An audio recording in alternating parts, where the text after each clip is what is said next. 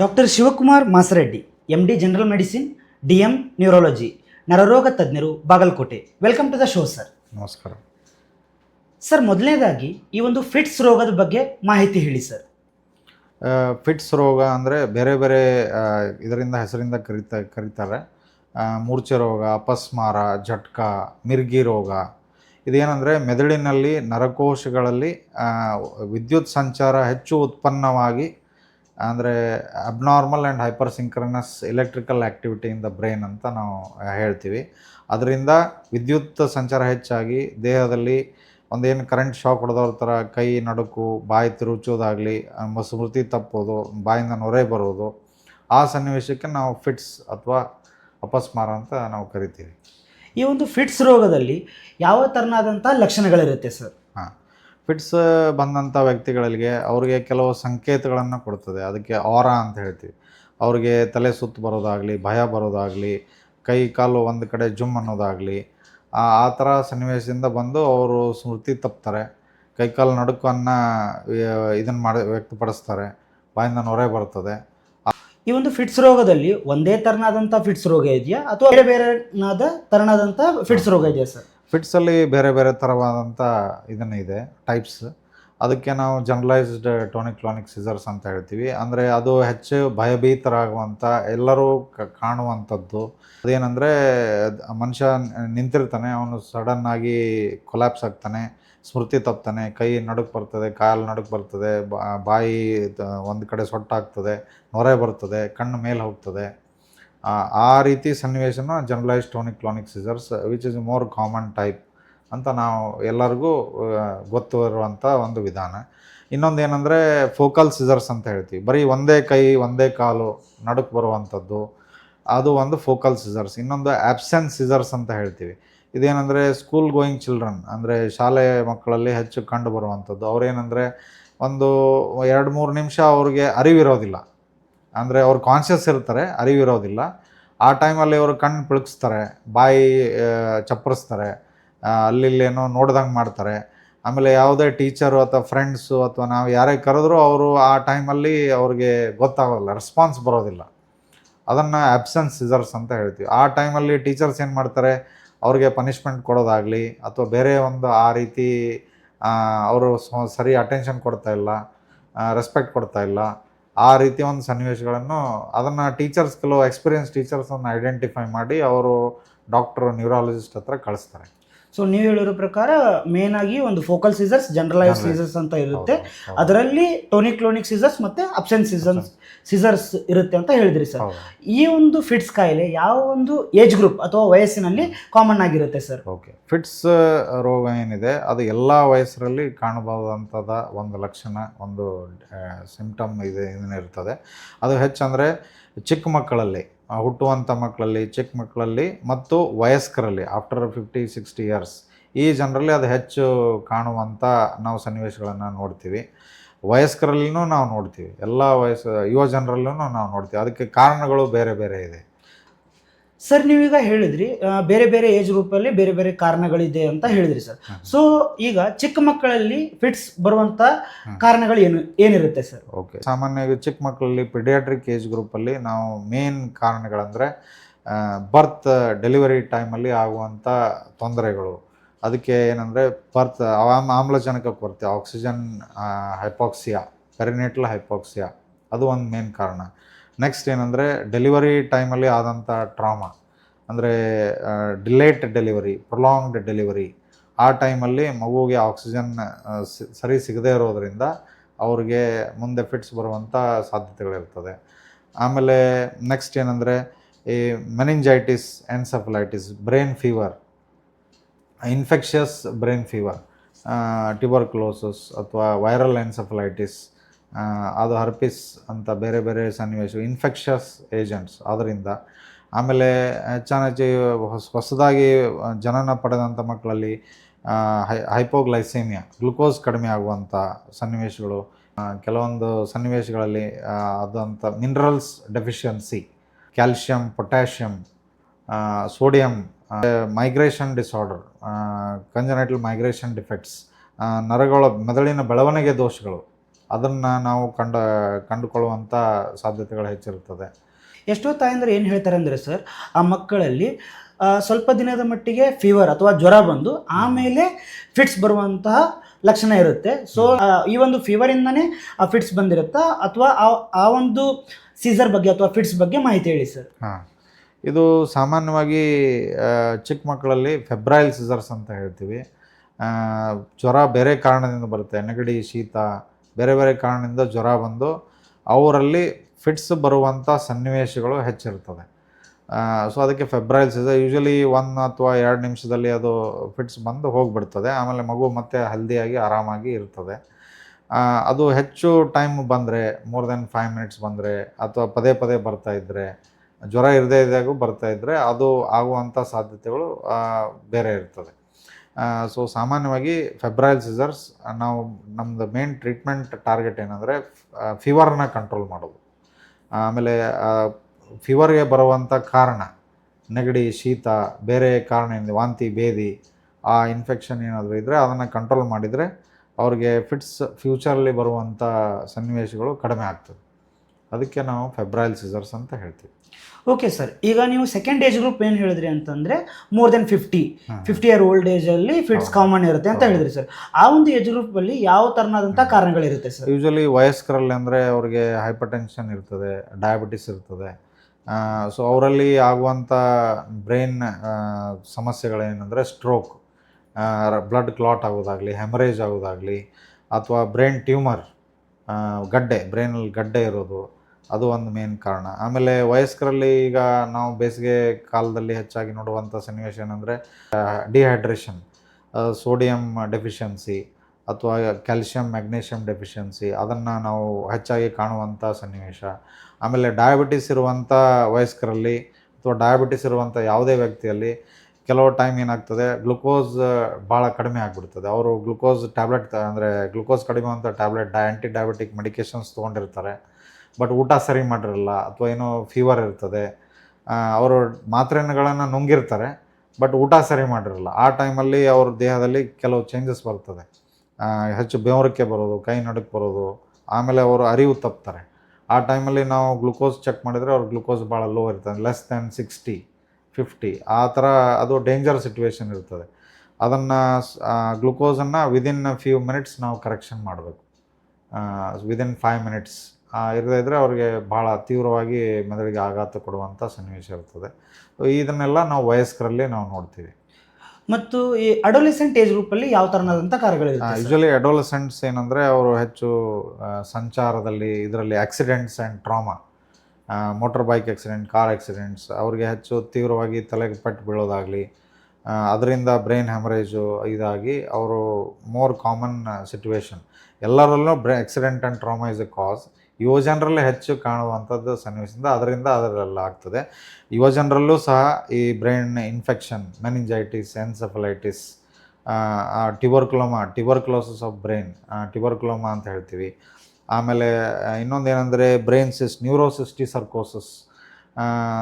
ಇದನ್ನು ಏನಂದರೆ ನಾನ್ ವೆಜಿಟೇರಿಯನ್ಸಲ್ಲಿ ಹೆಚ್ಚು ನಾವು ಕಂಡು ಬರ್ತದೆ. ಅವರು ತಿನ್ನುವಂಥ ನಾನ್ ವೆಜ್ ಡಯಟ್ ಏನಿರುತ್ತೆ, ಯೂಶಲಿ ಪಿಗ್ ಮೀಟ್ ಅಂತ ಹೇಳ್ತೀವಿ. ಅಥವಾ ಈಗ ವೆಜಿಟೇರಿಯನ್ಸಲ್ಲೂ ಅದನ್ನು ಯಾಕೆ ಕಾಣ್ತೀವಿ ಅಂದರೆ ಅವರು ತಿನ್ನುವಂಥ ವೆಜಿಟೇಬಲ್ಸ್ ಏನಿರ್ತದೆ ಅದನ್ನು ಸರಿಗೆ ತೊಳಿದೇ ಇರೋದು, ಸ್ವಚ್ಛ ಮಾಡದೇ ಇರೋದು. ನಾವೆಲ್ಲೋ ಹೋಟೆಲ್ಸು, ಕ್ಯಾಂಟೀನ್ಸು, ರೋಡ್ ಸೈಡ್ ಈಟ್ರೀಸ್, ಪಾನಿಪುರಿ, ಇದರಿಂದ ಸಿಸ್ಟ್ ಎಲ್ಲ ಕಡೆಯಿಂದ ಅದು ಇದಾಗಿ ಮೈಗ್ರೇಷನ್ ಆಗಿ ಹೊಟ್ಟೆಯ ಮೂಲಕ ಬ್ರೈನ್ಗೆ ಮೈಗ್ರೇಟ್ ಆಗಿ ಅಲ್ಲಿ ಅದು ಸಿಸ್ಟ್ ಅಂತ ಫಾರ್ಮ್ ಮಾಡ್ತದೆ. ಅದರಿಂದನೂ ನಾವು ಫಿಟ್ಸ್ ರೋಗನ ಕಾಣ್ತೇವೆ. ಸರ್, ಎಷ್ಟೋ ಜನ ಏನು ಹೇಳ್ತಾರೆ ಅಂದರೆ ಪ್ರೆಗ್ನೆಂಟ್ ಲೇಡೀಸಲ್ಲಿ ಡೆಲಿವರಿ ಟೈಮಲ್ಲಿ ಫಿಟ್ಸ್ ಬಂದು ಕಾಂಪ್ಲಿಕೇಶನ್ ಆಯಿತು ಅಂತ ಹೇಳ್ತಾರೆ ಸರ್. ಸೊ ಪ್ರೆಗ್ನೆಂಟ್ ಲೇಡೀಸಲ್ಲಿ ಕೂಡ ಈ ಒಂದು ಫಿಟ್ಸ್ ಕಾಯಿಲೆ ಇರುತ್ತಾ? ಪ್ರೆಗ್ನೆಂಟ್ ಲೇಡೀಸಲ್ಲಿ 2 ಸನ್ನಿವೇಶ ಇರ್ತದೆ. ಸಾಮಾನ್ಯವಾಗಿ ನಾವು ಪ್ರೆಗ್ನೆನ್ಸಿ ಟೈಮಲ್ಲಿ, ಡೆಲಿವರಿ ಟೈಮಲ್ಲಿ ಅಥವಾ pregnancy time 3rd 4th month ಆದಮೇಲೆ PIH ಅಂತ ಹೇಳ್ತೀವಿ, ಎಕ್ಲಾಂಪ್ಸಿಯಾ ಅಂದರೆ BP ಹೆಚ್ಚಾಗ್ಬಿಟ್ಟು ಫಿಟ್ಸ್ ಬರ್ತದೆ. ಅದಕ್ಕೆ PIH ಎಕ್ಲಾಂಪ್ಸಿಯಾ ಅಂತ ಹೇಳ್ತೀವಿ. ಅದು ಒಂದು ಸನ್ನಿವೇಶ. ಆಮೇಲೆ ಡೆಲಿವರಿ ಟೈಮಲ್ಲಿ ಮೊದಲಿಂದನೂ ಅವ್ರಿಗೆ ಫಿಟ್ಸ್ ರೋಗ ಇರ್ತದೆ. ಅವರು ಮಾತ್ರೆ ಮಿಸ್ ಮಾಡಿರ್ತಾರೆ, ಕರೆಕ್ಟ್ ಡೋಸೇಜಲ್ಲಿ ತೊಗೊಂಡಿರಲ್ಲ. ಆ ಟೈಮಲ್ಲಿ ಅವರಿಗೆ ಫಿಟ್ಸ್ ಬರುವಂಥ ಸನ್ನಿವೇಶ ಇರ್ತದೆ. ಸೊ 2 ಸನ್ನಿವೇಶಗಳನ್ನು ನಾವು ಕಂಡು ಬರ್ತೀವಿ. ಸರ್ ಈಗ ಒಂದು ಸಾರಿ ಫಿಟ್ಸ್ ಕಾಯಿಲೆ ಒಂದು ಪೇಷಂಟ್ಗೆ ಬಂತಂದರೆ ಪದೇ ಪದೇ ಅದು 2ನೇ ಬಾರಿ 3ನೇ ಬಾರಿ ಬರುತ್ತೆ ಸರ್. ಸೊ ಯಾವ ಒಂದು ಟ್ರಿಗರ್ ಫ್ಯಾಕ್ಟ್ರಿಲಿಂದ ಟ್ರಿಗರ್ ಆಗಿ ಅದು ಪದೇ ಪದೇ ಆ ಒಂದು ಲಕ್ಷಣಗಳನ್ನ ತೋರಿಸುತ್ತೆ ಸರ್. ಫಿಟ್ಸ್ಗೆ ಟ್ರಿಗರ್ ಫ್ಯಾಕ್ಟರ್ ಅಂದರೆ ಏನು? ಮೇನ್ ಕಾರಣ ಅಂದರೆ ಸ್ಲೀಪ್ ಡಿಪ್ರೈವೇಷನ್, ನಿದ್ರಾಹೀನತೆ. ಈಗಿನ ಜನರಲ್ಲಿ ಮೇನ್ ಕಾರಣ ಅಂದರೆ ಮೊಬೈಲು, ಸ್ಟ್ರೆಸ್ಸು, ಒತ್ತಡ, ಜಾಬ್ ಒತ್ತಡ, ಲೇಟ್ ಊಟ, ಲೇಟ್ ಮಲ್ಕೊಳ್ಳೋದು, ಲೇಟಾಗಿ ಹೇಳೋದು. ಅದೇನು ಸರ್ಕ್ಯಾಡಿಯನ್ ರಿದಮ್ ನಮ್ಮ ಶರೀರದಲ್ಲಿರ್ತದೆ, ರಾತ್ರಿ 10:30ಯಿಂದ ಅವ್ರು ಬೆಳಿಗ್ಗೆ 6 ಗಂಟೆ ತನಕ ಮಲ್ಕೋಬೇಕು. ಆ ಒಂದು sleep cycle, NREM sleep, REM sleep, ಆ ಬಾಡಿನ ನಮ್ಮ ದೇಹ ಅದಕ್ಕೆ ಅಡ್ಜಸ್ಟ್ ಆಗಿರ್ತದೆ. ಅದರಲ್ಲಿ ಏನಾದರೂ ಹ್ಯಾಂಪರ್ ಆದರೆ ನಮ್ಮಲ್ಲಿ ಫಿಟ್ಸ್ ಬರುವಂಥ ಸಾಧ್ಯತೆಗಳು ಹೆಚ್ಚಿರ್ತದೆ. ನಿದ್ರಾಹೀನತೆ ಒಂದು ಕಾರಣ. ನೆಕ್ಸ್ಟ್ ಮೊಬೈಲ್ ಕಾರಣ. ನೆಕ್ಸ್ಟ್ ಏನಂದರೆ ಮಾತ್ರೆ ಸರಿ ಟೈಮಲ್ಲಿ ಸೇವಿಸದೇ ಇರೋದು, ಮಾತ್ರೆ ಮಿಸ್ ಮಾಡೋದು, ಕೆಲಸದ ಒತ್ತಡದಲ್ಲಿ ನಾವು ತೊಗೊಳ್ಳದೇ ಇರೋದು. ಆಮೇಲೆ ನೆಕ್ಸ್ಟ್ ಮದ್ಯಪಾನ ಸೇವನೆ, alcohol, drugs, addiction to drugs. ಅದರಿಂದನೂ ಕೆಲವೊಂದು ಏನಾಗ್ತದೆ, ಫಿಟ್ಸ್ ಬರುವಂಥ ಇದು ಪ್ರಪೋರ್ಷನ್ ಹೆಚ್ಚಾಗ್ಬಿಡ್ತದೆ. ಆಮೇಲೆ ಇನ್ನೊಂದು ಕಾರಣ ಏನಂದರೆ ಈ ಮೊಬೈಲ್ ಯೂಸೇಜ್, ಮೊಬೈಲ್ ಬಳಕೆದಾರರಲ್ಲಿ ಕತ್ತಲಲ್ಲಿ ಮೊಬೈಲ್ ನೋಡೋದು, ರಾತ್ರಿ ಲೇಟ್ ನೈಟ್ ನೋಡೋದು, ಲೈಟ್ ಆಫ್ ಮಾಡಿ ನೋಡೋದು. ಅದು ಏನಂದರೆ ವಿಡಿಯೋ ಗೇಮ್ಸ್ ನೋಡುವಂಥದ್ದು, ಫ್ಲಿಕರಿಂಗ್ ಆಫ್ ಲೈಟ್ಸ್. ಕೆಲವು ದೇಶಗಳಲ್ಲಿ ಈ ವಿಡಿಯೋ ಗೇಮ್ಸ್ ಬಿಡುಗಡೆ ಮಾಡಿದರು, ಚೈನಾ, ಜಪಾನ್. ಆ ಟೈಮಲ್ಲಿ ಏನಾಯ್ತು ಅಂದರೆ ಅವ್ರು ಏನು ನೋಡಿದ್ರು ಅಂದರೆ ಕೆಲವು ಅದು flickering of lights, glaring of lights. ಆ ವಿಡಿಯೋ ಗೇಮ್ ನೋಡಿದಂಥ ವ್ಯಕ್ತಿಗಳಲ್ಲಿ ಅಥವಾ ಹುಡುಗರಲ್ಲಿ ಫಿಟ್ಸ್ ಸನ್ನಿವೇಶ ಹೆಚ್ಚು ಬಂತು. ಅದು ಟ್ರಿಗರ್ ಫ್ಯಾಕ್ಟರ್ಸ್ ಇರ್ತದೆ, ಬ್ರೈನ್ ಎಲೆಕ್ಟ್ರಿಕಲ್ ಸರ್ಕ್ಯೂಟ್ ಸ್ಟಿಮ್ಯುಲೇಟ್ ಮಾಡ್ತದೆ. ಸೊ ಆ ಸನ್ನಿವೇಶಗಳನ್ನು ನಾವು ಅವಾಯ್ಡ್ ಮಾಡಬೇಕು. ಓಕೆ ಸರ್, ಈಗ ಯಾವುದೇ ಒಂದು ಪೇಷಂಟ್ಗೆ ಫಿಟ್ಸ್ ಅಟ್ಯಾಕ್ ಬಂದಿದೆ ಅಂತಂದರೆ ನಾವು ಒಂದು ಪಬ್ಲಿಕ್ಕಾಗಿ ಯಾವ ಥರನಾಗಿ ಅಪ್ರೋಚ್ ಮಾಡಬೇಕು, ಅಂದರೆ ಏನು ಮಾಡಬೇಕು ಸರ್, ಏನು ಮಾಡಬಾರ್ದು? ಫಿಟ್ಸ್ ಬಂದ ತಕ್ಷಣ ಫಸ್ಟ್ ಏನಂದರೆ ಯಾರೂ ಭಯಭೀತರಾಗಬಾರ್ದು. ಫಸ್ಟ್ ಪೇಷಂಟ್ಗೆ ಪ್ರಯಾರಿಟಿ ಕೊಡುವಂಥದ್ದು, ಅವ್ರನ್ನ ಸೇಫ್ ಝೋನಲ್ಲಿ ತಂದು ಇದನ್ನು ಮಾಡಬೇಕು. ಅವ್ರಿಗೆ ಒಂದು ಕಡೆ ಲೆಫ್ಟ್ ಸೈಡ್ ಅಥವಾ ರೈಟ್ ಸೈಡ್ ತಿರುಗಿಬಿಟ್ಟು ಮಲಗಿಸ್ಬೇಕು.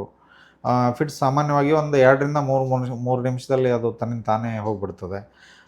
ಅವ್ರಿಗೆ ಏನೋ ಬಾಡಿ ಇಂಜುರಿ ಆಗದಿರೋ ಥರ ಅಥವಾ ಕಲ್ಲು ಬಡಿದೇ ಇರೋ ಥರ ಅವ್ರಿಗೆ ಒಂದು ಸನ್ನಿವೇಶವನ್ನು ಇದನ್ನು ಮಾಡಬೇಕು. ಎಲ್ಲರನ್ನೂ ದೂರ ಸರಿಸಿ ಅವ್ರಿಗೆ ಅಂದರೆ ಶ್ವಾಸಕೋಶಕ್ಕೆ, ಉಸಿರಾಟಕ್ಕೆ ಸಮಸ್ಯೆ ಆಗದಿರೋ ಥರ ನೋಡ್ಕೋಬೇಕು.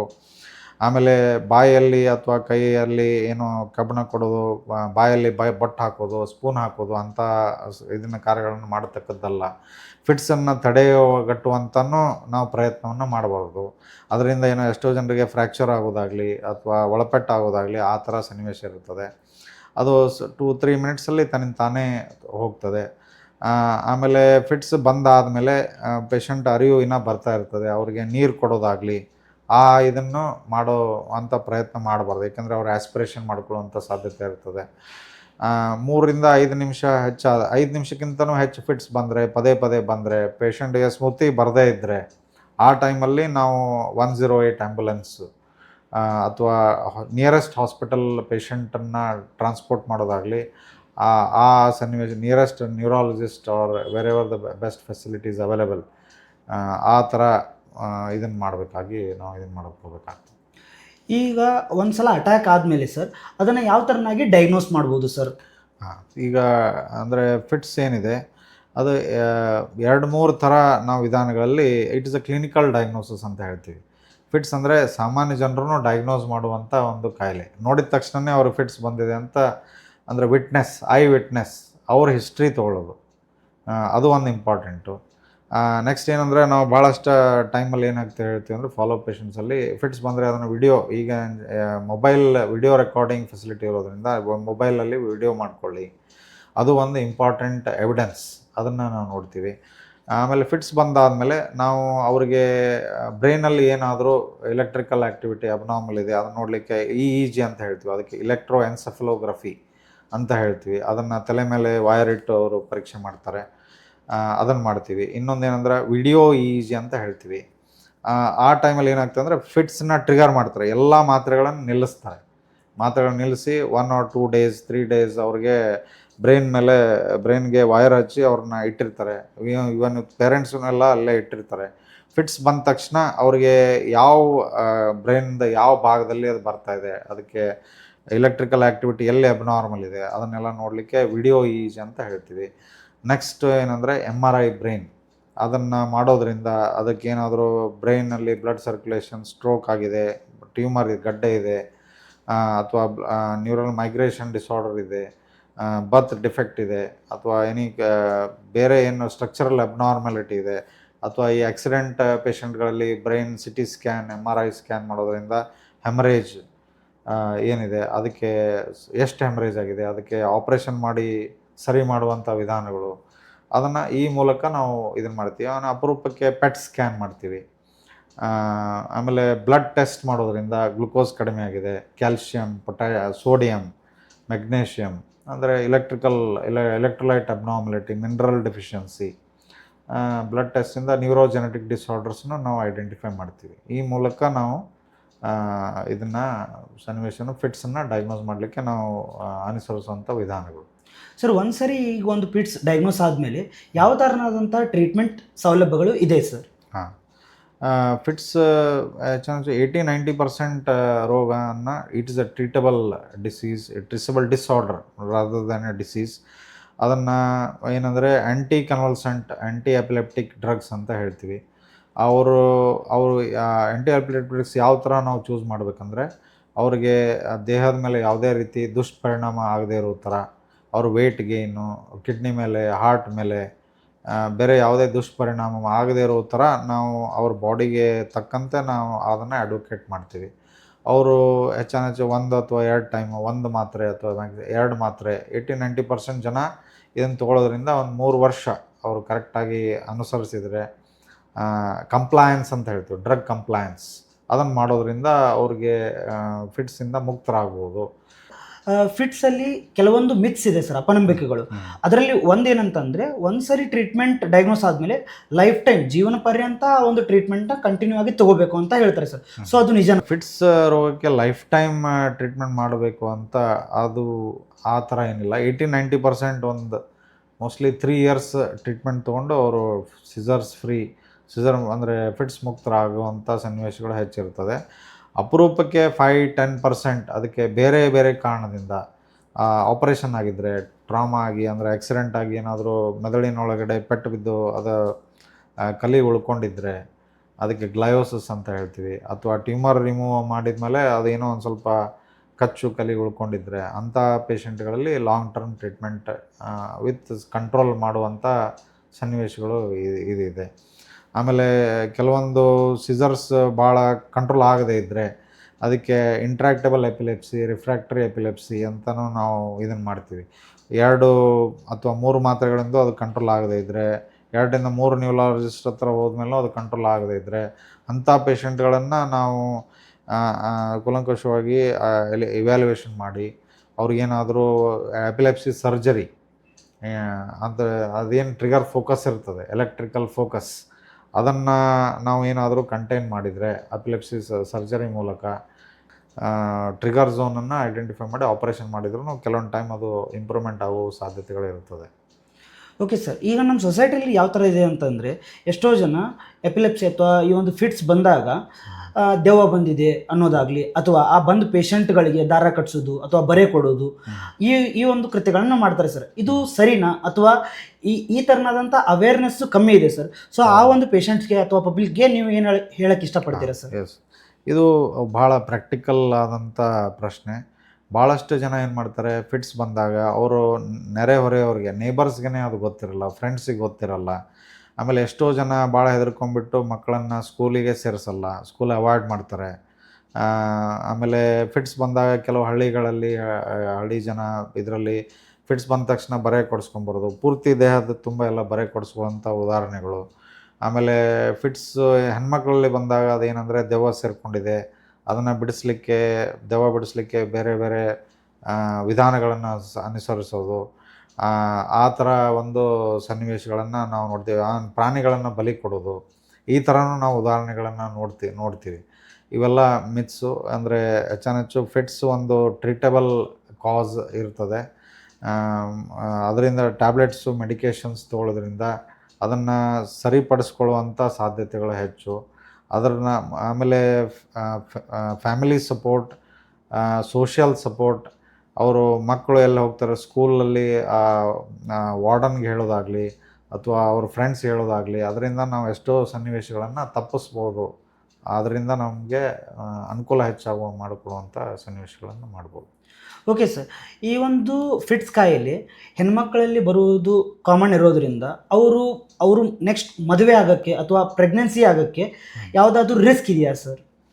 ಹಾಂ, ಈಗ ಹೆಣ್ಮಕ್ಳಲ್ಲಿ ಫಿಟ್ಸ್ ಬಂದ ತಕ್ಷಣ ಅವರು ಇಂಪಾರ್ಟೆಂಟ್ ವಿಷಯಗಳಂದರೆ ಏನಂದರೆ, ಒಂದು ಮ್ಯಾರೇಜ್ ಮಾಡ್ಕೋಬೇಕೋ ಮಾಡ್ಕೋಬಾರ್ದು, ಮ್ಯಾರೇಜ್ ಟೈಮಲ್ಲಿ ಹೇಳಬೇಕೋ ಹೇಳಬಾರ್ದು, ಅದು ಒಂದು ಇಂಪಾರ್ಟೆಂಟ್. ಇದು ನಾವು ಹೆಚ್ಚು ಏನು ಅಡ್ವೊಕೇಟ್ ಮಾಡ್ತೀವಿ ಅಂದರೆ, ಅವರು ಮ್ಯಾರೇಜ್ ಮಾಡ್ಕೊಳ್ಳೋಂಥ ಪಾರ್ಟ್ನರ್ಗೆ ಒಂದು ಐಡಿಯಾ ಕೊಟ್ಟು ಅಥವಾ ಅದ್ರ ಬಗ್ಗೆ ಒಂದು ಸ್ವಲ್ಪ ಸೂಚನೆ ಕೊಟ್ಟು ಮ್ಯಾರೇಜ್ ಆದರೆ ಒಳ್ಳೆಯದು. ಏಕೆಂದರೆ ಅವ್ರಿಗೆ ಮುಂದೆ ಅವರು ಮದುವೆ ಮಾಡ್ಕೊಳ್ಳೋಂಥ ಪಾರ್ಟ್ನರ್ ಅವ್ರ ಫ್ಯಾಮಿಲಿ ಅವ್ರಿಗೆಲ್ಲ ಸಪೋರ್ಟ್ ಮಾಡ್ತದೆ. ಅದರಿಂದ ನಾವು ಎಷ್ಟೋ ಮ್ಯಾರೇಜ್ ವಿಚ್ಛೇದನಗಳ ತನಕನೂ ಅದು ಹೋಗ್ಬಿಟ್ಟು ಇದನ್ನಾಗ್ತದೆ. ಅದಕ್ಕೆ ಅದನ್ನು ಹೇಳಿಬಿಟ್ಟು ಮದುವೆ ಆದರೆ ಭಾಳ ಒಳ್ಳೆಯದು. ಎಷ್ಟೋ ಜನ ನಮ್ಮ ಸನ್ನಿವೇಶಗಳನ್ನ ನಾವು ನೋಡ್ತೀವಿ. ಅವು ಪೇಷಂಟ್ಗಳು ನಮ್ಮ ಹತ್ರ ಬಿಫೋರ್ ಮ್ಯಾರೇಜ್ ಪೇಷಂಟ್ಸ್ ಇರ್ತಾರೆ, ಮ್ಯಾರೇಜ್ ಆಗ್ತಾರೆ, ಎಷ್ಟೋ ಜನ ಮಕ್ಕಳಾಗಿ ಒಳ್ಳೆಯ ಹ್ಯಾಪಿ ಲೈಫ್ ಲೀಡ್ ಮಾಡೋಂಥ ಉದಾಹರಣೆಗಳು ನಾವು ನೋಡಿದ್ದೀವಿ. ಆಮೇಲೆ ಡ್ಯೂರಿಂಗ್ ಪ್ರೆಗ್ನೆನ್ಸಿ ಅದು ಒಂದು ಇಂಪಾರ್ಟೆಂಟು. ಪ್ರೆಗ್ನೆನ್ಸಿ ಆಗೋ ಟೈಮಲ್ಲಿ ಪ್ಲ್ಯಾಂಡ್ ಪ್ರೆಗ್ನೆನ್ಸಿ ಅಂದರೆ ಈ ಫಿಟ್ಸ್ ಮಾತ್ರೆಗಳು ಏನಿದೆ ಅದನ್ನು ನಾವು ಚೇಂಜ್ ಮಾಡೋದಾಗಲಿ. ಏಕೆಂದರೆ ಗರ್ಭಧಾರಣೆ ಮಾಡಿದ್ಮೇಲೆ ಗರ್ಭಧಾರಣೆ ಮಾಡೋದಂಥ ಮಗುವಿಗೆ ಏನೂ ತೊಂದರೆ ಆಗಬಾರ್ದು, ಆ ಥರ ನಾವು ಮಾತ್ರೆಗಳನ್ನ ಯೂಸ್ ಮಾಡಬೇಕು. ಅದೆಲ್ಲ ನಾವು ಚೇಂಜ್ ಮಾಡಬೇಕು. ಆಮೇಲೆ ಫೋಲಿಕ್ ಆ್ಯಸಿಡ್ ಸಪ್ಲಿಮೆಂಟೇಷನ್ ಅಂದರೆ ಯೂಶಲಿ ಕೆಲವು ಮಾತ್ರೆಗಳಿಂದ ನ್ಯೂರಲ್ ಟ್ಯೂಬ್ ಡಿಫೆಕ್ಟ್ಸ್ ಅಂತ ಹೇಳ್ತೀವಿ, ಅದನ್ನು ತಡೆಗಟ್ಟಲಿಕ್ಕೆ ಅಥವಾ ಇದನ್ನು ಮಾಡಲಿಕ್ಕೆ ನಾವು ಸೂಕ್ತವಾದ ಅಡ್ವೈಸು ಮಾತ್ರೆಗಳು ಅದನ್ನು ನಾವು ಅಡ್ವೈಸ್ ಮಾಡ್ತೀವಿ. Okay sir. ಸರ್, ಈಗ ಡೆವಲಪ್ಡ್ ಕಂಟ್ರೀಸಲ್ಲಿ ಅಥವಾ UK ಅಥವಾ USA ಅಲ್ಲಿ ವರ್ಕ್ ಮಾಡುವಂಥ ಡ್ರೈವರ್ಸ್ಗಳಿಗೆ ಈ ಒಂದು ಫಿಟ್ಸ್ ಬರುವಂಥ ಪೇಷಂಟ್ಸ್ಗಳಿಗೆ ಲೈಸೆನ್ಸ್ ಕೊಡೋದ್ರಲ್ಲಿ ಒಂದು ಕ್ರಮವನ್ನು ಅವರು ತಗೊತಾರೆ ಸರ್. ಸೊ ಆ ಥರನಾದಂತಹ ಒಂದು ಕ್ರಮ ಇಂಡಿಯಾದಲ್ಲಿ ಇದೆಯಾ ಸರ್? ಇಂಡಿಯಾದಲ್ಲಿ ಫಿಟ್ಸ್ ಮತ್ತು ಡ್ರೈವಿಂಗ್ ಬಗ್ಗೆ ಇನ್ನೂ ಒಂದು ಸ್ವಲ್ಪ ಹೆಚ್ಚು ಲಾಸ್ ಅಥವಾ ಇನ್ನೂ ಮಾಡಬೇಕಿದೆ. ಸರ್ಕಾರನೂ ಅದ್ರ ಬಗ್ಗೆ ಹೆಚ್ಚು ಕ್ರಮ ತಗೋಬೇಕಿದೆ. ಯಾಕೆಂದರೆ ನಮ್ಮದು ಪಾಪ್ಯುಲೇಷನ್ ಜಾಸ್ತಿ ಇರೋದ್ರಿಂದ ನಾವು ಡ್ರೈವರ್ಸಲ್ಲಿ ಆಗುವಂಥ ಆಕ್ಸಿಡೆಂಟ್ಗಳು ಅವ್ರಿಗಷ್ಟೇ ಅಲ್ಲ, ಜನಸಾಮಾನ್ಯರಿಗೆ ಆಗುವಂಥ ಸನ್ನಿವೇಶಗಳು, ಅವ್ರಿಗೆ ತೊಂದರೆ ಅನ್ನು ಕಡಿಮೆ ಮಾಡತಕ್ಕಂಥ ಇದರಲ್ಲಿ ಸರ್ಕಾರ ಇನ್ನೂ ಲಾಸ್ ಇನ್ನೂ ಕ್ರಮ ತಗೋಬೇಕಂತ ನಾವು ಒಂದು ವಿನಂತಿ ಮಾಡ್ಬೋದು. ಏಕೆಂದರೆ USA, UK, ಕೆಲವು ಆಸ್ಟ್ರೇಲಿಯಾ, ಯುರೋಪಿಯನ್ ಕಂಟ್ರಿಗಳಲ್ಲಿ ಯಾವ ಥರ ಕಮರ್ಷಿಯಲ್ ಲೈಸೆನ್ಸ್ ಪಡೆಯುವಂಥ ಡ್ರೈವರ್ಸ್ಗಳಿಗೆ ಅವ್ರಿಗೆ ಕಟ್ಟುನಿಟ್ಟಾದಂಥ ಒಂದು ಕಾನೂನಿದೆ. ಅವ್ರಿಗೆ 1 ವರ್ಷ ಅವರು ಸಿಸರ್ ಫ್ರೀ ಅಂದರೆ 1 ವರ್ಷ ಮಾತ್ರೆ ತೊಗೊಂಡು ಅವರು ಫಿಟ್ಸ್ ಬಂದಿರಬಾರ್ದು. ಅವ್ರಿಗೆ ನೈಟ್ ಟೈಮ್ ಡ್ರೈವಿಂಗ್ ಅವಾಯ್ಡ್ ಮಾಡ್ತಾರೆ. ಹೆವಿ ಟ್ರಾಫಿಕ್ ಝೋನ್ ಇರುವಂಥ ಇದನ್ನು ಅವಾಯ್ಡ್ ಮಾಡುವಂಥದ್ದು. ಆಮೇಲೆ ಅವರು ಯಾವುದೋ ಮದ್ಯ ಸೇವನೆ ಅವಾಯ್ಡ್, ಆಲ್ಕೋಹಾಲ್, ಡ್ರಗ್ ಅಡಿಕ್ಷನ್, ಅದರಿಂದ ಅವರು ಮುಕ್ತರಿರಬೇಕು. ಆಮೇಲೆ ಡಾಕ್ಟರ್ಸ್ಗಳಿಂದ ಸರ್ಟಿಫಿಕೇಟ್, ನ್ಯೂರಾಲಜಿಸ್ಟಿಂದ ಸರ್ಟಿಫಿಕೇಟ್ ಪಡೆಯುವಂಥ ಒಂದು ಸನ್ನಿವೇಶ ಕ್ರಮ ಅಲ್ಲಿ ಅನುಸರಿಸ್ತಾರೆ. ನಮ್ಮಲ್ಲಿನೂ ಇದೆ. ನಮ್ಮಲ್ಲಿ ಹೆಚ್ಚಾನೆಚ್ಚು ಏನಂದರೆ ಡಾಕ್ಟರ್ಸ್ ಅಡ್ವೈಸ್ ಡ್ರೈವರ್ಸ್ಗಳಿಗೆ ಅಥವಾ ಇದನ್ನು ಅಂದರೆ to avoid driving at least for 6 months to 1 year even after taking medications ಅಂತ ನಾವು ಹೇಳ್ತೀವಿ. 3 to 6 months ಅಂತ ನಾವು ಅಡ್ವೈಸ್ ಮಾಡಿರ್ತೀವಿ. ಆಮೇಲೆ ಅವ್ರಿಗೆ ಈ ಥರ to avoid late sleep deprivation, night driving ಇದನ್ನೆಲ್ಲ ನಾವು ಅವಾಯ್ಡ್ ಮಾಡಲಿಕ್ಕೆ ಹೇಳ್ತೀವಿ. ಓಕೆ ಸರ್, ಈಗ ಯಾವುದೇ ಒಂದು ಪೇಷಂಟ್ ಇದು ಒಂದು ಎಪಿಸೋಡು ಈ ಒಂದು ಎಪಿಲೆಪ್ಸಿ ಅಥವಾ ಸೀಸರ್ ಅಟ್ಯಾಕ್ ಅಥವಾ ಏನಂತೀವಿ ಫಿಟ್ಸ್ ಬಗ್ಗೆ ಅವೇರ್ನೆಸ್ ಮೂಡಿಸೋದ್ರ ಬಗ್ಗೆ ಇದೆ ಸರ್. ಸೊ ಆ ಒಂದು ಫಿಟ್ಸ್ ಅಟ್ಯಾಕ್ ಆಗುವಂಥ ಒಂದು ಪೇಷಂಟ್ ಈ ಒಂದು ವಿಡಿಯೋ ನೋಡ್ತಾ ಇದ್ದರೆ ಯಾವ ಥರನಾದಂಥ ಮುನ್ನೆಚ್ಚರಿಕೆ ಅಥವಾ ಪರ್ಸ್ನಲ್ ಆಗಿ ಪ್ರೊಟೆಕ್ಷನ್ ಯಾವ ಥರನಾಗಿ ತೊಗೋಬೋದು ಸರ್ ಅವ್ರು ಪೇಷಂಟು? ಓಕೆ, ಇದು ಒಂದು ಇಂಪಾರ್ಟೆಂಟ್ ಪ್ರಶ್ನೆ. ನಾವು ಹೆಚ್ಚಾನೆಚ್ಚು ಎಲ್ಲ ಫಿಟ್ಸ್ ಪೇಷಂಟ್ಗಳಿಗೆ ನಾವು ಅವರು ಫ್ಯಾಮಿಲಿ ಮೆಂಬರ್ಸ್ಗೆ ನಾವು ಹೆಚ್ಚಾನೆಚ್ಚು ಹೇಳ್ತೀವಿ. ಅಂದರೆ ಅವರು ಏನಿರ್ತದೆ ಡೇಂಜರ್ ಝೋನಿಂದ ಅವರು ಫ್ರೀ ಆಗಿರ್ಬೇಕು. Usually to avoid driving, to avoid swimming, cycling ಅಂದರೆ ಬೈಸಿಕಲ್ ಸೈಕ್ಲಿಂಗ್ ಮಾಡೋದು, ಮೋಟರ್ 2 ವೀಲರ್ 4 ವೀಲರ್ ಡ್ರೈವ್ ಮಾಡೋದು. ಅದರಿಂದ ಅವರು ಒಂದು 3 to 6 months ಸಿಸರ್ ಫ್ರೀ ಇದ್ದರೆ ಅವರ ಮುಂದೆ ಅದನ್ನು ಅನುಸರಿಸುವಂಥ ಪದ್ಧತಿಯನ್ನು ನಾವು ಹೆಚ್ಚಾನೆಚ್ಚು ಹೇಳ್ತೀವಿ. ಆಮೇಲೆ ಅವರು ಡೇಂಜರ್ ಅಂದರೆ ಹೈಟ್ಸ್ ಎಲ್ಲೋ ಬಿಲ್ಡಿಂಗ್ ಮೇಲೆ ತುದಿ ಮೇಲೆ ಹೋಗ್ಬಿಟ್ಟು ಎಲ್ಲ ನಿಲ್ಲೋದು, ಈ ವರ್ಕರ್ಸ್ ಇರ್ತಾರೆ, ಏನು ಈಗ home construction workers, bridge builders, ಆಮೇಲೆ ಪೇಂಟರ್ಸು, ಮೇಲೆ ಹತ್ಬಿಟ್ಟು ಎಲ್ಲ ಕೆಲಸ ಮಾಡ್ತಾ ಇರ್ತಾರೆ. ಅದನ್ನು ನಾವು ಅವಾಯ್ಡ್ ಮಾಡಲಿಕ್ಕೆ ಅವ್ರು ಗ್ರೌಂಡ್ ಫ್ಲೋರಲ್ಲೇ ವರ್ಕ್ ಮಾಡಬೇಕು. ಆಮೇಲೆ ಜನದಟ್ಟವಾದಂಥ ಇರುವಂಥ ಪ್ರದೇಶಗಳಲ್ಲಿ ಅವ್ರು ಕೆಲಸ ಮಾಡಬೇಕು. ಅಂದರೆ ಅವ್ರಿಗೆ ಏನೇ ಆದರೂ ಸಹಿತ ಅವ್ರಿಗೆ ಸಹಾಯ ಸಿಗುವ ರೀತಿಯಲ್ಲಿ ಅವ್ರು ವರ್ಕ್ ಮಾಡಬೇಕು. ಆಮೇಲೆ ಅವರ ಫ್ರೆಂಡ್ಸ್ ಆಗಲಿ ಅಥವಾ ಅವ್ರಿಗೆ ಅವರ ಸಹ ಉದ್ಯೋಗಗಳಿಗೆ ಕೊಲೀಗ್ಸ್ ಒಂದಿಬ್ಬರು ಅವ್ರ ಫ್ರೆಂಡ್ಸ್ಗೇನೋ ಅವರು ಹೇಳಿ ಇಟ್ಟಿರಬೇಕು. ಆಮೇಲೆ ID ಕಾರ್ಡ್ ಧರಿಸ್ಬೇಕು. ಅದರಿಂದ ಏನಾಗ್ತದೆ, ನಾವು ಈಸಿಯಾಗಿ ಐಡೆಂಟಿಫೈ ಮಾಡಿ ಇವ್ರಿಗೆ ಫಿಟ್ಸ್ ಬಂದಿದೆ, ಫಿಟ್ಸ್ ರೋಗ ಇತ್ತು, ಮೆಡಿಸಿನ್ಸ್ ಅದನ್ನು ಅವ್ರಿಗೆ ದೊರಕಿಸ್ಕೊಡುವಲ್ಲಿ ಅಥವಾ ಹಾಸ್ಪಿಟಲ್ಗೆ ಸಾಗಣೆ ಮಾಡುವಲ್ಲಿ ನಾವು ಸಹಾಯ ಮಾಡುವಂಥ ಒಂದು ಇದನ್ನು ಮಾಡ್ಬೋದು. ಆಮೇಲೆ ಮಕ್ಕಳು ಹೆಚ್ಚಂದ್ರೆ ಶಿಕ್ಷಣ ಇದರಲ್ಲಿರ್ತಾರೆ. ಹಾಸ್ಟೆಲ್ ವಾರ್ಡನ್ ಅಥವಾ ಹಾಸ್ಟೆಲ್ ಇನ್ಚಾರ್ಜ್, ಟೀಚರ್ ಇನ್ಚಾರ್ಜ್ ಅವ್ರಿಗೆ ಹೇಳೋದ್ರಿಂದ ಅವ್ರಿಗೇನೋ ಒಂದು ಸ್ವಲ್ಪ ಮಾಹಿತಿ ಇದ್ದರೆ ಅವರು ಅಂಥ ಮಕ್ಕಳಿಗೆ ಅಥವಾ ಇದರಿಂದ ಹೆಲ್ಪ್ ಮಾಡೋದಾಗಲಿ ಸಹಾಯ ಸಿಗೋದರಲ್ಲಿ ಅನುಕೂಲ ಮಾಡಿಕೊಡ್ಬೋದು. ಆ ರೀತಿ ಸರ್ ನೀವು ಹೇಳಿದ್ರಿ ಮಕ್ಕಳಲ್ಲಿ ಒಂದು ಫಿಟ್ಸ್ ಬರುತ್ತೆ ಅಂತ ಹೇಳಿ. ಆ ಒಂದು ಫಿಟ್ಸ್ ಬರುವ ಮಕ್ಕಳಲ್ಲಿ ಬುದ್ಧಿಮಾಂದ್ಯತೆಯು ಕೂಡ ಒಂದು ಕಾಮನ್ ಆಗಿರುತ್ತೆ. ಸೊ ಇದನ್ನ ಪೇರೆಂಟ್ಸ್ ಯಾವ ಥರ ಟ್ಯಾಕಲ್ ಮಾಡಬೇಕು ಸರ್? ಫಿಟ್ಸ್ ರೋಗ ಫಿಟ್ಸ್ ರೋಗ ಏನು ಚಿಕ್ಕ ಮಕ್ಕಳು ಬರ್ತಾ ಇದ್ದಾರೆ, ಅವ್ರಲ್ಲಿ ಬರ್ತ್ ಡಿಫೆಕ್ಟ್ಸ್ ಇರ್ತದೆ ಅಥವಾ trauma to the brain during delivery, pregnancy, ಅದರಿಂದ ಮೆದುಳಿಂದ ಬೆಳವಣಿಗೆ ದೋಷನ ಇರುವಂಥ ಸಾಧ್ಯತೆಗಳನ್ನು ಅವರಲ್ಲಿ ಇರ್ತದೆ. ಅವ್ರ IQ ಟೆಸ್ಟ್ ಮಾಡ್ತೀವಿ ನಾವು. IQ ಟೆಸ್ಟ್ ಕಡಿಮೆ ಇದ್ದಿದ್ದರೆ ಅವ್ರಿಗೆ ಓದೋದ್ರಲ್ಲಿ ಇದರಲ್ಲಿ ಸಹಾಯ ಮಾಡಲಿಕ್ಕೆ, ಪ್ರೋತ್ಸಾಹ ನೀಡಲಿಕ್ಕೆ. ಆಮೇಲೆ ಕೆಲವೊಂದು ಪೇಷಂಟ್ಸ್ ಏನಿರ್ತಾರೆ ಡಿಸೇಬಲ್ಡ್ ಇರ್ತಾರೆ, ಫಿಟ್ಸ್ ಬರ್ತಿರ್ತದೆ, ಅಂಥ ಸ್ಕೂಲ್ಗೆ ಸೇರಿಸೋದು, ಅಂಥ ಅವರಿಗೆ ಪ್ರೋತ್ಸಾಹ ನೀಡೋದು, ಸ್ಪೆಷಲ್ ಟ್ರೈನಿಂಗ್ ನೀಡೋದು. ಆಮೇಲೆ ಬರೀ ಸ್ಕೂಲಿಂಗ್ ಅಂದರೆ ಏನು, ಫಾರ್ಮಲ್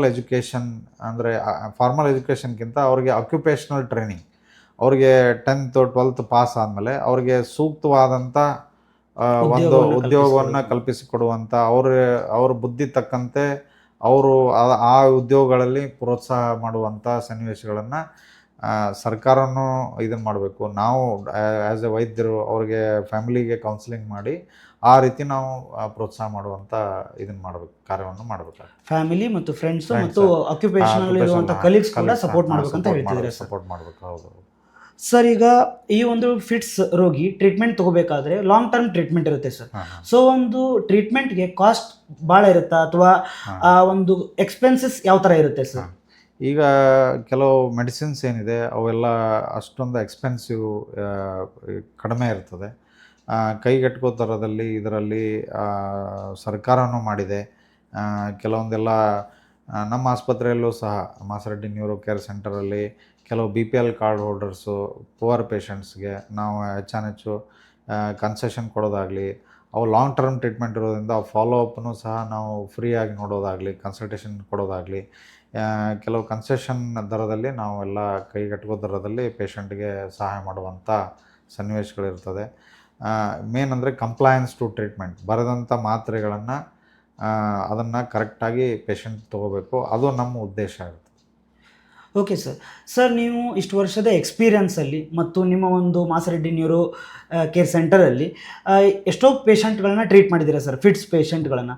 ನಿಮ್ಮ ಒಂದು ಎಕ್ಸ್ಪೀರಿಯನ್ಸ್ ಹೇಳಿ ಸರ್ ನಮಗೆ. ಕೆಲವೊಂದು ಪೇಷಂಟ್ಸ್ಗಳು ಏನಾಗ್ತದೆ, ಆ ಫಿಟ್ಸ್ ಇಂದ ಗುಣವಾದಂಥ ಪೇಷಂಟು ನಮಗೆ ಮತ್ತೊಂದು ಪೇಷಂಟನ್ನು ಅವರೇ ರೆಫರೆನ್ಸ್ ಮಾಡಿ ಇದನ್ನು ಮಾಡ್ತಾರೆ. ಆಮೇಲೆ ಎಷ್ಟೋ ಮಹಿಳೆಯರು ಏನಾಗ್ತದೆ, ಅವರು ಶಾಲಾ ಹೋಗೋ ಟೈಮಲ್ಲಿ ಅಥವಾ PUC 10th ಸ್ಟ್ಯಾಂಡರ್ಡ್ ಇರ್ತಾರೆ, ಅವರೆಲ್ಲ ಫಿಟ್ಸಿಂದ ನಮಗೆ ಟ್ರೀಟ್ಮೆಂಟ್ ನಡೀತಾ ಇದ್ದು, ಅವರು ಮ್ಯಾರೇಜ್ ಟೈಮಲ್ಲೂ ನಮಗೆಲ್ಲ ಬಂದು ಸಲಹೆ ಸೂಚನೆಗಳನ್ನು ಕೇಳ್ತಾರೆ.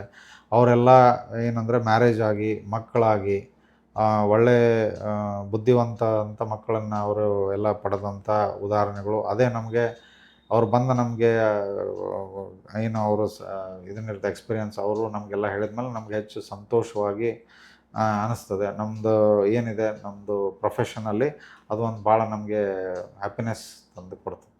ಓಕೆ ಸರ್, ನಾವೀಗ ಫಿಟ್ಸ್ ಬಗ್ಗೆ ಎಲ್ಲ ಅವೇರ್ನೆಸ್ ಬಗ್ಗೆ ಮಾತಾಡಿದ್ವಿ ಸರ್. ಸೊ ಲಾಸ್ಟಲ್ಲಿ ನಿಮ್ಮ ಒಂದು ಮಾಸರೆಡ್ಡಿ ನ್ಯೂರೋ ಕೇರ್ ಸೆಂಟರ್ ಬಗ್ಗೆ ವೀಕ್ಷಕರಿಗೆ ಹೇಳ್ಕೊಡಿ ಸರ್. ಯಾವ ಥರನಾದಂಥ ಸೌಲಭ್ಯಗಳನ್ನ ನಿಮ್ಮ ಒಂದು ನ್ಯೂರೋ ಕೇರ್ ಸೆಂಟ್ರಲ್ಲಿ ಕೊಡ್ತೀರಾ? ಮಾಸರೆಡ್ಡಿ ನ್ಯೂರೋ ಕೇರ್ ಸೆಂಟರಲ್ಲಿ ನಾವು ಫಿಟ್ಸ್ ಬಗ್ಗೆ ಡಯಾಗ್ನೋಸಿಸ್, ಅದ್ರ ಬಗ್ಗೆ ಹಿಸ್ಟ್ರಿಯಿಂದ ಹಿಡಿದು investigation, MRI scan, EEG scan, ಅದೆಲ್ಲ ಮಾಡಲಿಕ್ಕೆ ಅನುಕೂಲವಾದಂಥ ಇದನ್ನಿದೆ. ಆಮೇಲೆ ಎಲ್ಲ ಮಾತ್ರೆಗಳು, ಫಿಟ್ಸ್ ಮಾತ್ರೆಗಳೇನಿರ್ತದೆ ಎಲ್ಲ ಕೈಗೆಟುಕುವ ದರದಲ್ಲಿ ಕೆಲವು ಬಡ ಪೇಷಂಟ್ಸ್ಗೆ, BPL ಕಾರ್ಡ್ ಹೋಲ್ಡರ್ಸ್ಗೆ ನಾವು ಅದನ್ನು ಹೆಚ್ಚಾನೆಚ್ಚು ಕನ್ಸೆಷನ್ ರೇಟಲ್ಲಿ ಕೊಡೋದಾಗಲಿ ಅಥವಾ ಫ್ರೀ ಇದನ್ನು ಮಾಡೋದಾಗಲಿ ಆ ಥರನೂ ನಾವು ಕಲ್ಪಿಸಿಕೊಡುವಂಥ ವಿಧಾನಗಳು ನಮ್ಮ ಹತ್ರ ಇದೆ. ಎಲ್ಲ ಥರ ಫೆಸಿಲಿಟೀಸು ನಮ್ಮ ಸೆಂಟ್ರಲ್ಲಿದೆ. ಓಕೆ ಸರ್, ಇಷ್ಟೊತ್ತು ಕೂಡ ನಮ್ಮ ವೀಕ್ಷಕರಿಗೆ ಒಂದು ಎಪಿಲೆಪ್ಸಿ ಮತ್ತು ಫಿಟ್ಸ್ ಬಗ್ಗೆ ಅವೇರ್ನೆಸ್ ಮೂಡಿಸುವ ಒಂದು ಇನ್ಫಾರ್ಮೇಷನ್ ಕೊಟ್ಟಿದ್ದಕ್ಕಾಗಿ ಧನ್ಯವಾದಗಳು ಸರ್. ಧನ್ಯವಾದಗಳು. ಓಕೆ.